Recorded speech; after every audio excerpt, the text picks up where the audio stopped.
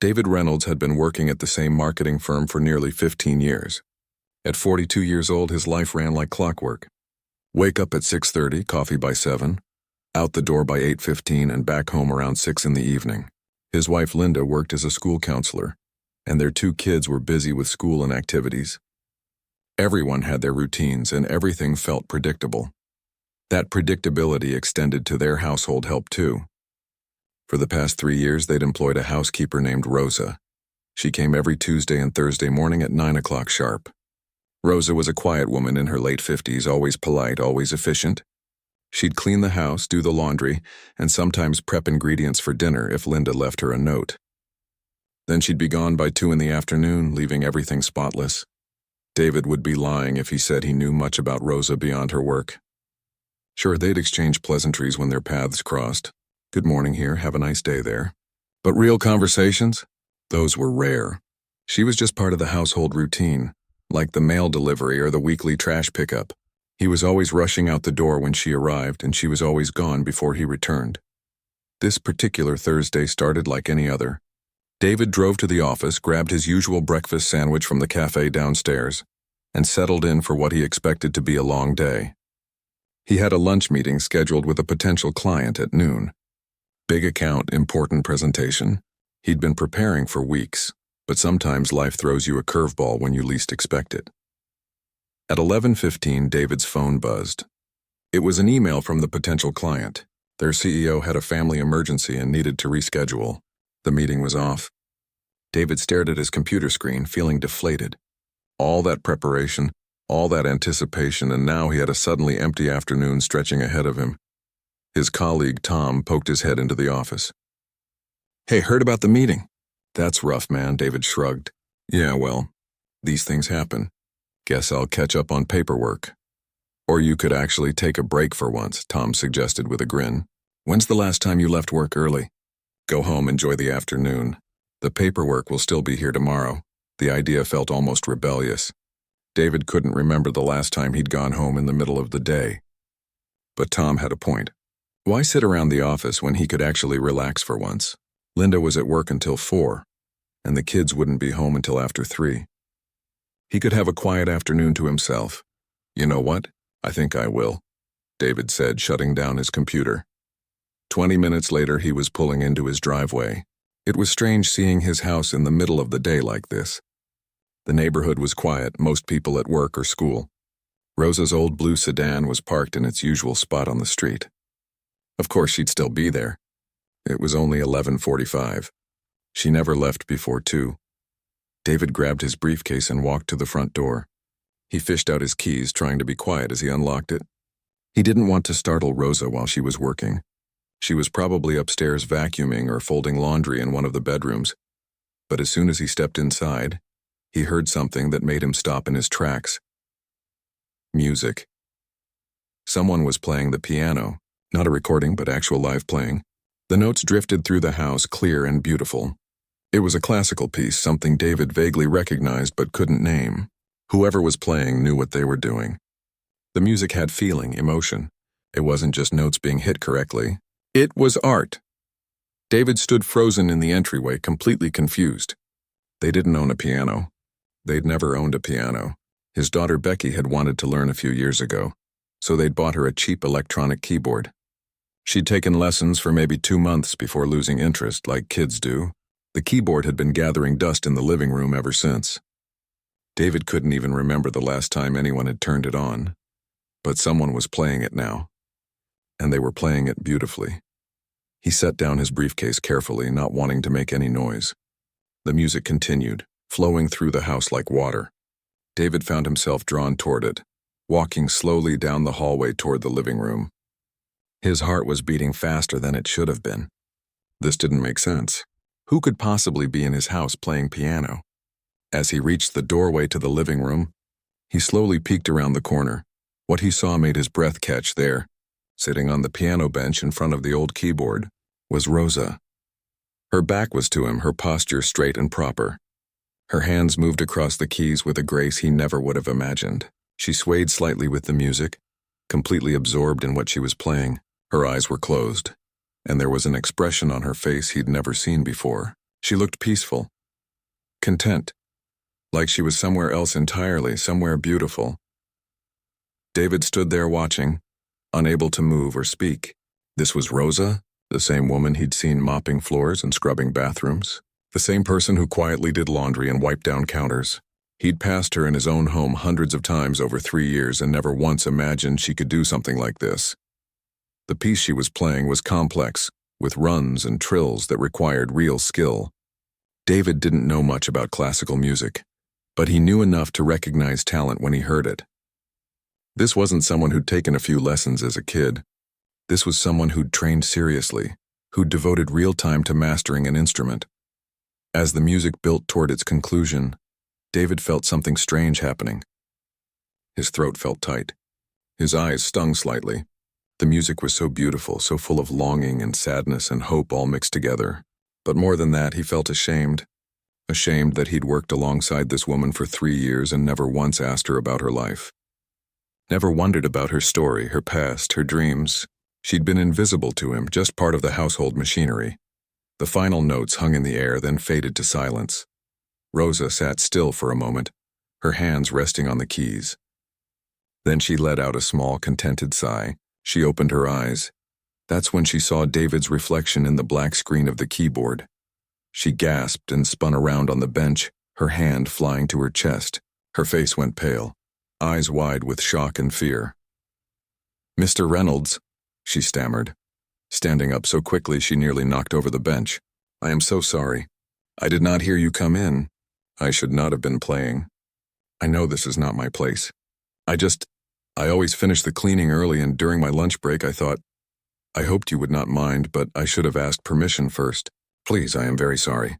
The words tumbled out in a rush, her accent thicker than usual in her panic.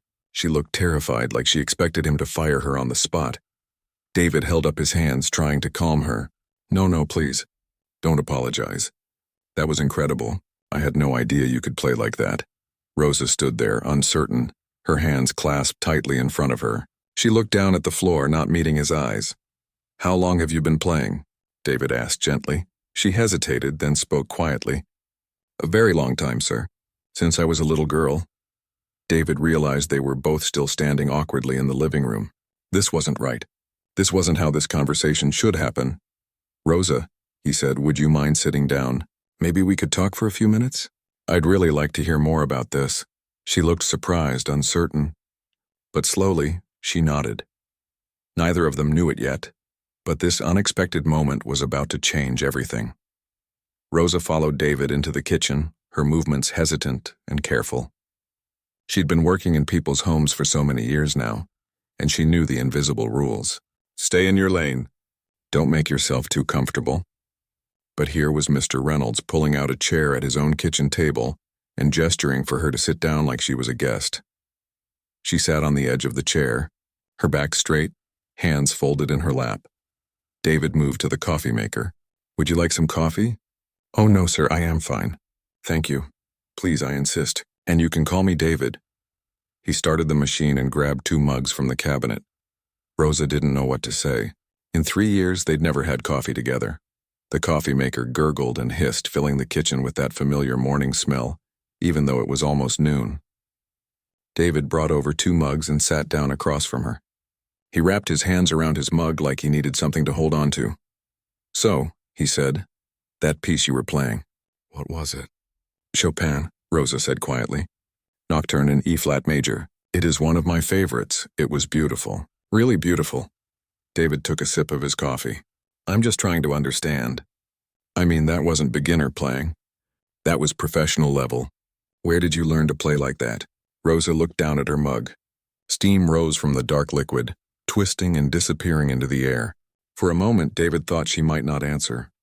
Then she started talking, her voice soft but steady. "In my country, in Guatemala, I was a piano teacher. I studied at the conservatory in Guatemala City. My mother, she cleaned houses too, and she saved money for my lessons when I was young. She wanted me to have a different life than she had." David listened, not interrupting. He'd never heard Rosa say this many words at once. "I was a good student," she continued. "Very dedicated. I practiced many hours every day. My teacher said I had gift. When I was 18, I was accepted to the National Conservatory. It was big honor. My whole family was so proud. She took a sip of coffee, gathering her thoughts. David noticed her hands were worn from years of cleaning work, but the way she held the mug was delicate, careful. After I graduated, I started teaching piano. I had my own students. I loved teaching. Watching someone learn to make music, it is a special thing. A small smile crossed her face, a memory of something beautiful. I also performed sometimes, small concerts, nothing famous. I was pianist. That was who I was. What changed? David asked gently. The smile faded. My husband, Miguel, he died. Very sudden. Heart attack. He was only 39 years old. I'm so sorry. Rosa nodded. We had 3 children. Sofia was 12, Diego was 9, and little Carmen was only 6. And we had debts. I had to sell everything. Even my piano. Her voice caught on that last word. I tried to keep teaching, but it was not enough money. I could not pay for food, rent, school supplies. Every day more bills, more worry. David found himself leaning forward, absorbed in her story. This was Rosa's life, and he'd never bothered to ask about it. My sister lived here in the United States already. She told me, come here, you can make more money, send it back home. So that is what I did. How long ago was this? 15 years now. Carmen was 6 when I left. Now she is 21. 15 years. David tried to imagine it. Leaving your children behind, leaving everything you knew, coming to a foreign country to clean houses. And she'd been a trained musician, a teacher, someone with education and skill and talent. What about your children now? He asked. Rosa's face lit up, and for the first time, David saw real joy there. They are all graduated from university now. All 3 of them. Sofia's accountant. Diego is engineer. And Carmen, my baby, she just finished last year. She is nurse now. Rosa, that's incredible. You must be so proud. Yes, she said simply. Everything I did, it was for them. Every floor I scrubbed, every toilet I cleaned, every day I felt invisible, it was all for them. So they could have the education, the opportunities I could not give them in Guatemala. Now they have good jobs, good lives. They will never have to struggle like I did. What about you? David asked. What about your music? Rosa shook her head. For a long time, no. I worked 6 days every week, sometimes 7. 2 or 3 houses every day. I had no time, no energy. Music felt like it was from a different lifetime. So when did you start playing again? 6 months ago, she said. I was cleaning your living room and I saw the keyboard covered with dust. I thought, nobody uses this. I turned it on and pressed one key. Just one. She held up her finger, remembering. And when I heard that sound, something inside me woke up.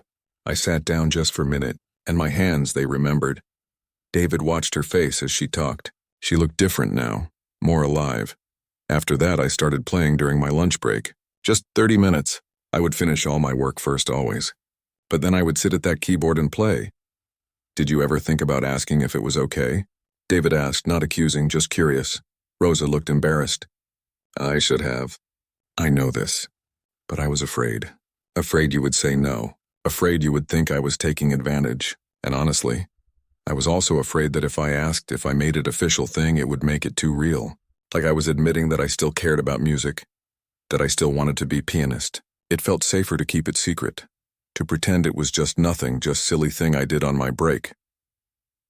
But it's not nothing, David said. Anyone who heard you playing today would know that.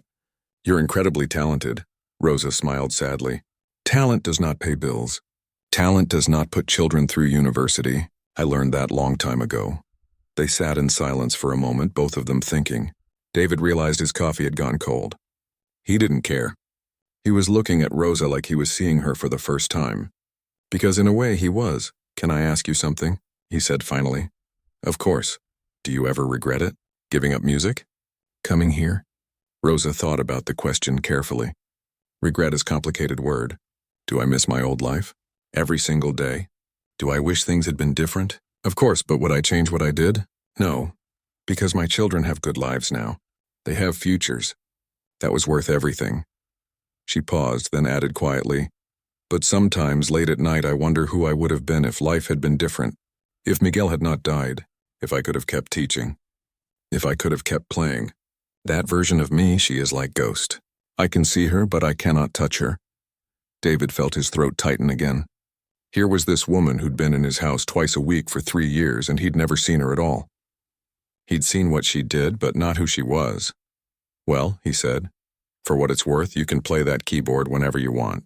Consider it open invitation. You don't have to hide it anymore. Rosa looked up at him, surprised. Really? Really? In fact, I insist. That keyboard's been sitting there gathering dust for years. Someone should use it. Someone who actually appreciates it. For the first time since he'd caught her playing, Rosa's shoulders relaxed. Thank you, Mr. Reynolds. I mean, David. That means very much to me. It's the least I can do, David said. And he meant it. They finished their coffee, talking more easily now. But as Rosa stood up to get back to work, David's mind was already racing. He kept thinking about what she'd said, about talent not paying bills, about being a ghost of who she used to be. There had to be something he could do, some way to help. He just had to figure out what. That evening, David couldn't stop thinking about his conversation with Rosa. He sat at the dinner table with Linda and the kids, his mind somewhere else entirely. Dad, are you even listening? His daughter Becky was staring at him. Sorry, what? I said I got an A on my history test. That's great, honey. Really great. I'm proud of you. David tried to focus, but his thoughts kept drifting back to Rosa. Linda gave him a concerned look across the table. You okay? You've been quiet since you got home. Yeah, I'm fine. Just thinking about something that happened today. After dinner, once the kids had retreated to their rooms for homework, Linda joined David in the living room. She sat down next to him on the couch, tucking her legs underneath her. All right, spill it. What's going on in that head of yours? David looked at his wife. They'd been married for 17 years, and she could always tell when something was bothering him. He told her about coming home early, hearing the music and finding Rosa playing like a professional. Then he shared Rosa's story about being a piano teacher in Guatemala, losing her husband and sacrificing 15 years to give her children a better life. Linda's eyes filled with tears. All this time, and we never knew any of this about her. I feel terrible, David admitted. 3 years, and I never once asked her about her life. Linda squeezed his hand. You're seeing her now. That's what matters, she paused. You know, the community center music program needs instructors. Remember? The non-profit I helped with last month. They provide music education to kids who can't afford private lessons. David felt something click. You think Rosa could teach there? Not much pay. Maybe $25 an hour, part-time. But she could keep some cleaning jobs and teach music again. Linda nodded.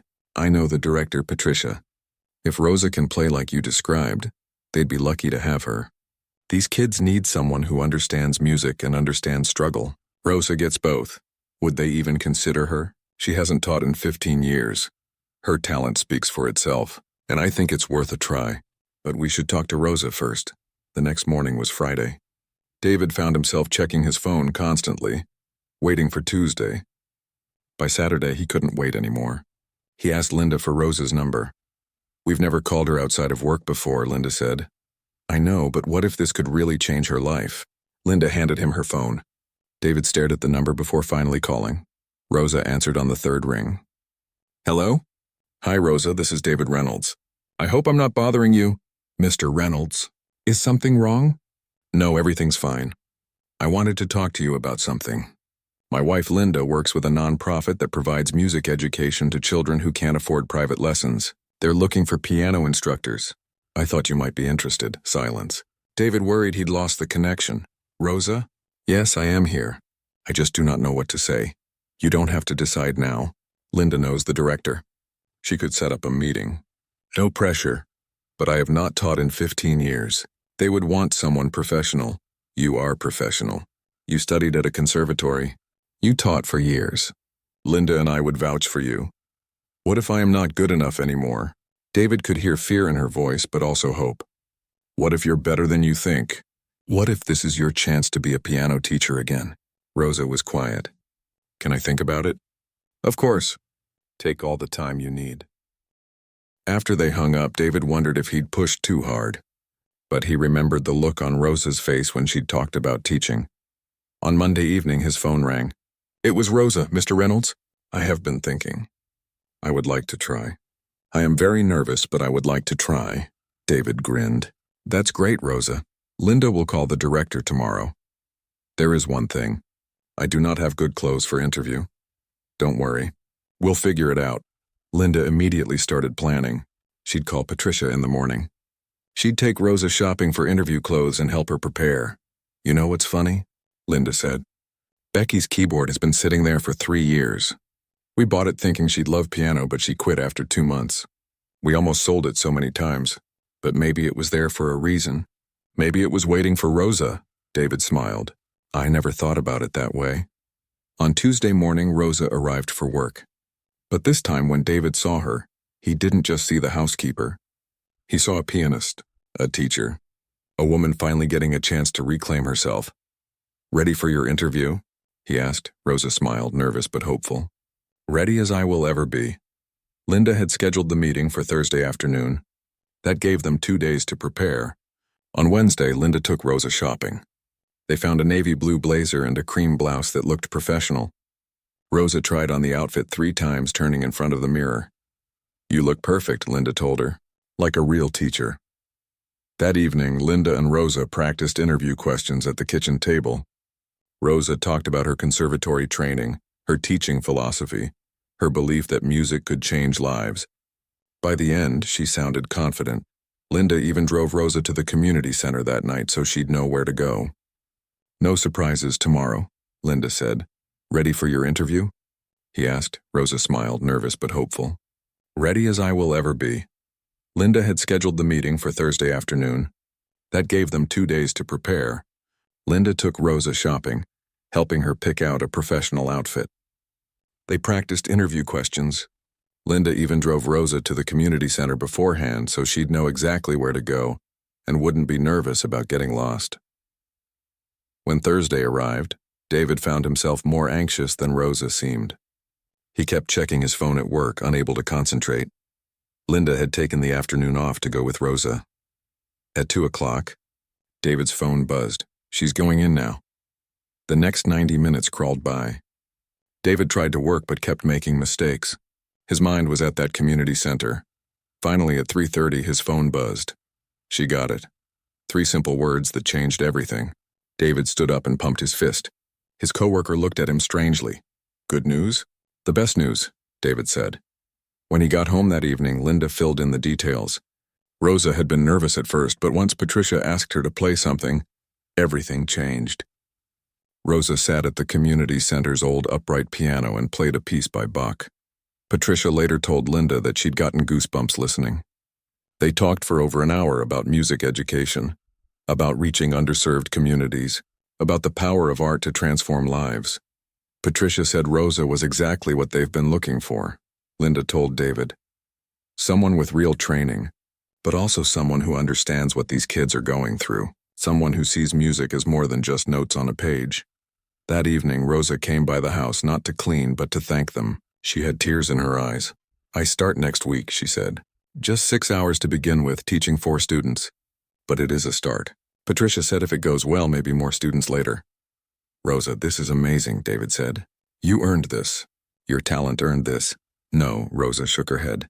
You gave this to me. You and Linda. You saw me when I was invisible. You heard me when I was silent. I will never forget this. As David watched Rosa leave that evening, he realized something important. Sometimes the most extraordinary people are right in front of us, living ordinary lives, waiting for someone to really see them. And sometimes coming home early and catching someone doing something unbelievable can change 2 lives at once. Rosa's first day of teaching was on a Monday afternoon. Linda texted David updates throughout the day. She's setting up now. First student arrived. You should see her face. That evening, Rosa stopped by their house. She sat at the kitchen table, her eyes bright with excitement. I taught 4 students today, she said. One boy, Antonio, he reminded me so much of my Diego at that age. Same serious face, same careful fingers. How did it feel? Linda asked. Rosa searched for words. Like putting on old shoes that still fit perfectly. At first I was nervous, but then I sat at the piano and it all came back. The patience, the way to explain things. It was still inside me, waiting. Did the kids respond well? David asked. Rosa laughed. Children are honest, but these children listened. One little girl, Keisha, has natural talent. I told her mother after class, your daughter has gift. The mother started crying. She said nobody ever told her daughter she was good at anything. David felt a lump in his throat. That's beautiful, Rosa. You know what the best part was? Rosa leaned forward. At the end of class, little Keisha asked me, Miss Rosa, will you be here next week too? Like she was afraid I might disappear. I told her, yes, I will be here every week. I am your teacher now. And she smiled so big. That smile made everything worth it. David felt warmth spread through his chest. That's beautiful, Rosa.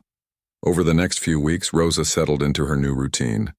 She kept 2 cleaning jobs, including the Reynolds house, but now she also taught at the community center, 3 afternoons a week. Her schedule was busy, but she had energy David had never seen before. She walked differently, stood straighter. She talked more. She hummed while she worked. One Thursday morning, Rosa arrived at the house actually singing softly to herself. David was working from home that day and heard her through his office door. He couldn't remember ever hearing her sing before. It made him smile. During her lunch break, she played the keyboard as usual. But this time she was working through simple exercises, making notes on paper. Preparing for your students? David asked. Rosa looked up. Yes, I'm making scales into a game. Each scale is like climbing different mountain. C major is small hill. F sharp major is Mount Everest. David laughed. That's clever. Children learn better when it is fun. Yesterday, Antonio actually laughed during our lesson. First time I saw him smile. You're really good at this, Rosa. She shrugged, pleased. I love teaching. Watching someone learn is special. At the beginning, they cannot do it. But then with practice, something clicks. That moment when they realize they can do it, that is magic. 6 weeks after Rosa started teaching, Patricia from the community center called Linda. We have a problem, Patricia said. Linda's heart sank. What kind of problem? Rosa is too popular. We have a waiting list of 12 kids who want lessons with her specifically. Parents are calling every day asking for her by name. Some are even offering to pay more if they can get their kids into her class. Can she take on more students? Linda laughed with relief. That's your problem? I thought something was wrong. Well, it is a problem if we can't meet the demand. We've never had a teacher with this kind of response before. Do you think Rosa would be interested in going full-time? We could offer her 20 hours a week, maybe more eventually. It's still not huge money, but it would be stable income. Benefits too if she goes over 25 hours. Linda felt excitement bubbling up. Let me talk to her. But Patricia, between you and me, I think she'd jump at this chance. I hope so. Honestly, Linda, she's exactly what we've been looking for. Someone with real training, but also someone who connects with these kids on a deeper level. She understands where they're coming from. That's rare. That evening, Linda shared the news with David. They agreed to tell Rosa together. This wasn't just a job offer. This was Rosa's chance to fully step back into her real life, to become who she'd always been meant to be. On Saturday, they invited Rosa over for lunch. She arrived looking confused and a bit worried, still not entirely comfortable with being treated as a guest rather than an employee. Is something wrong? She asked, standing in the doorway. Do you need me to come clean today instead of next week? Nothing's wrong, David said warmly. We just wanted to talk to you about something important. Come in, please sit down. They ordered pizza, which they'd learned was Rosa's favorite during one of their kitchen table conversations. As they sat around the table together, David noticed how far they'd all come in just a few months. Rosa no longer perched nervously on the edge of her chair. She was relaxed, part of the family. They want you full-time. 20 hours a week. You have 12 kids on a waiting list, Rosa. Parents are asking for you by name. Rosa stared. Full-time? But I'm only there 3 afternoons. You'd have your own classroom, your own students. Rosa, you're the best teacher they've had in years. Rosa put down her pizza. Her hands shook. But what about my other jobs? That would be up to you, Linda said gently. You wouldn't have to clean anymore if you didn't want to. Rosa walked to the window. She was quiet for a long time. When I left Guatemala 15 years ago, I buried Rosa the pianist. I told myself she was gone. I became just a maid. And I was okay with that because my children needed me to be. She turned, tears streaming down. But you opened that box. You called her back to life. For 15 years, I was half a person. Now I am whole again. Linda hugged her. David wiped his own eyes. So is that a yes? Linda asked. Rosa laughed through her tears. Yes, I will teach full-time. I will be piano teacher again. The next week, Rosa gave notice to her other clients. Most were happy for her when they heard why. At the Reynolds house, she offered to stay on once a month. "You are family now," she told them, "and I still want to play the keyboard." "Deal," David said. Rosa's transformation over the next month was remarkable. She bought professional teaching clothes. She got her hair styled. She carried sheet music instead of cleaning supplies. But the biggest change was in her face. She smiled constantly. She talked about her students like they were her own children. One afternoon, David came home early again, just like he had that first day. But this time Rosa was expecting him. She was at the keyboard working on something new. "I am writing a piece," she told him, "for my students to perform at the winter concert. Patricia wants to have a recital in December. My first concert as a teacher in America. That's incredible, Rosa. I want to call it second chances," she said softly, "because that is what this is. You gave me a second chance at my real life." "We just opened a door," David said. "You're the one who walked through it," Rosa smiled. "Then I am glad I was brave enough to walk." She turned back to the keyboard and played what she'd written so far. It was a simple melody, the kind a beginner could learn, but it was beautiful. It sounded like hope. It sounded like coming home. David stood there listening, thinking about that first day he'd come home early and caught her playing. He'd thought he was discovering her secret, but really she'd been discovering herself. Sometimes the most extraordinary things happen in the most ordinary moments. Sometimes catching someone doing something unbelievable is just the beginning of the story, not the end. And sometimes, the best thing you can do for another person is simply see them for who they really are. 3 months into her full-time teaching position, Rosa was thriving. She now had 16 regular students, and the waiting list kept growing. The community center had given her the largest classroom, the one with the best piano. But the real change wasn't in numbers. It was in Rosa herself. One evening in early December, David stopped by the community center to drop off some books. As he walked down the hallway, he heard piano music. He recognized it immediately. Rosa. He peeked through the door window. Rosa sat at the piano with a young boy, maybe 9 years old. The boy was crying. Rosa had her arm around him, speaking softly. Then she started playing something gentle and slow. She guided the boy's hands to the keys. Gradually, his crying stopped. He focused on the music. David didn't interrupt. He just watched as Rosa used music to heal what words couldn't reach. When Rosa came out, she was surprised to see David. "Is that boy okay?" he asked. Rosa sighed. "His parents are divorcing. He is very sad, very angry. So I told him, let us play something together. Sometimes music says what we cannot." "You're not just teaching them piano, are you?" David said softly. Rosa smiled. "No, I am teaching them that they matter, that they have value, that they can create something beautiful even when life is hard. The piano is just the tool. The real lesson is bigger." David felt that familiar tightness in his throat. "You're amazing, Rosa. You know that, right?" She shrugged, but her eyes were bright. "I am just doing what I was meant to do." Finally. The winter concert was scheduled for December 20th. Patricia had rented a small theater downtown. Rosa's students would perform her composition, Second Chances. In the weeks leading up to the concert, Rosa was at the center every day, even on her days off. She worked with each student, making sure everyone knew their part. She wanted them to experience the pride of creating something beautiful together. David and Linda watched rehearsals from the back of the room, seeing Rosa's patience and celebration with each breakthrough. One week before the concert, Rosa showed up at the Reynolds house on a Wednesday evening. "I need to ask you something," Rosa said. "My children are coming from Guatemala for the concert. All 3 of them. I have not seen them in person in 2 years. They want to meet you. Would you come to dinner on Friday night?" Linda's eyes filled with tears. "Rosa, of course. We would love to meet them." That Friday evening, the Reynolds family drove to Rosa's apartment. It was a small 1-bedroom place, neat and clean, with a keyboard in the corner. That evening it was filled with people and love and laughter. Rosa's children were there. Sophia, 32, was an accountant. Diego, 29, was an engineer with his father's serious face. And Carmen, 21, was a nurse with a bright smile and her mother's artistic hands. They hugged David and Linda like old friends. "You gave her back to us," Carmen said, tears in her eyes. For so long she sounded tired, sad, but now listen to her. She is alive again. Rosa was in the kitchen with Linda, her laughter filling the apartment. She talks about her students constantly, Sophia said. She loves teaching so much. We never thought she would get to do it again. Diego nodded. She gave up her dream so we could have ours. We feel guilty about that. She sacrificed everything for us.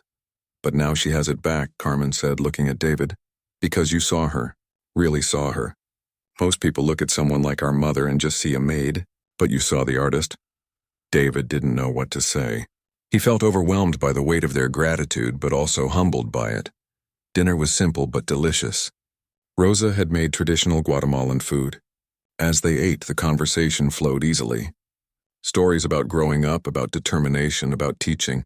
Becky asked Carmen, "Was it hard growing up without your mom?" Carmen thought carefully. "Very hard.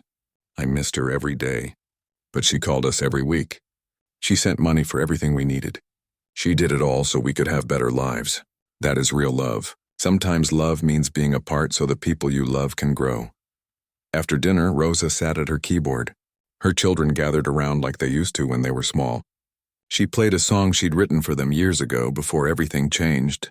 The room filled with music that sounded like memory and hope. David watched from the couch, Linda's hand in his. He thought about that Thursday afternoon months ago when he'd come home early and caught Rosa playing. He'd thought it was just a random moment, an accident of timing, but maybe it wasn't. Maybe some moments happen exactly when they're supposed to. The next evening, the theater was packed. Parents, families, and friends filled every seat. The energy in the room was electric. Backstage, Rosa helped her students with last-minute preparations. She straightened shirts, smoothed nervous hair, whispered words of encouragement to trembling hands. Her children sat in the front row, beaming with pride. David and Linda sat a few rows back, watching it all unfold. David felt butterflies in his stomach, like he was the one about to perform. He realized how invested he'd become in Rosa's journey, in her students' success. When it was time for second chances, 16 children filed onto the stage. Different ages, different backgrounds, different skill levels. Some wore dress clothes that didn't quite fit, clearly borrowed or bought secondhand. Others wore their Sunday best. But they all had one thing in common. They all had a teacher who believed in them, who saw their potential when others saw only obstacles. Rosa stood at the side as they played. The piece started quietly, almost sad, like a memory of hard times. Then it grew stronger, more hopeful. There were moments of struggle where the melody faltered, just like life, but it always found its way back stronger than before. At the end, it soared, full of triumph and joy. When the last note faded, there was a moment of perfect silence. Then the audience erupted. People stood clapping and cheering. Some were crying. Rosa's children were on their feet, shouting their pride. And Rosa stood at the side, tears streaming down her face, watching her students take their bows. This was what she'd worked for. This was why she'd left Guatemala 15 years ago. Not for the sacrifice, but for this moment, for second chances, for transformation. After the concert, people crowded around Rosa, congratulating her, thanking her. Parents asked about lessons for their own children. Patricia announced they were expanding the program and Rosa would be directing it. More teachers, more students, more opportunities. Late that night, after all the celebrating was done, Rosa sent David a text. Just 3 words, "Thank you," for everything. David showed Linda. They sat in their living room where it all started. "Do you think she knows?" Linda asked. "That she changed us as much as we changed her?" David thought about it. Before really meeting Rosa, he'd gone through life not seeing people. Not asking questions, not looking beyond the surface.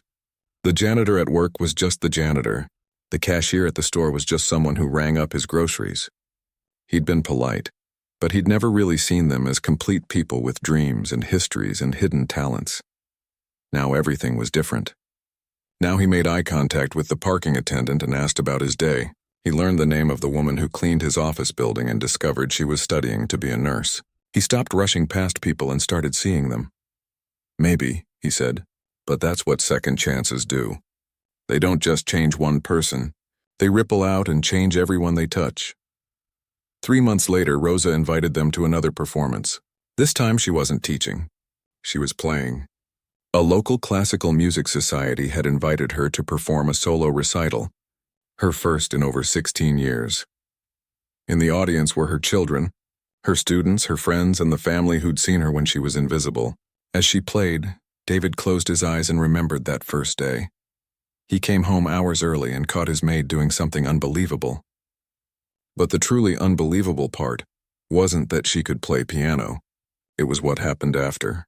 It was choosing to see someone to really see them, and discovering that the most extraordinary people are often right in front of us, waiting for their second chance, and sometimes all they need is for someone to notice.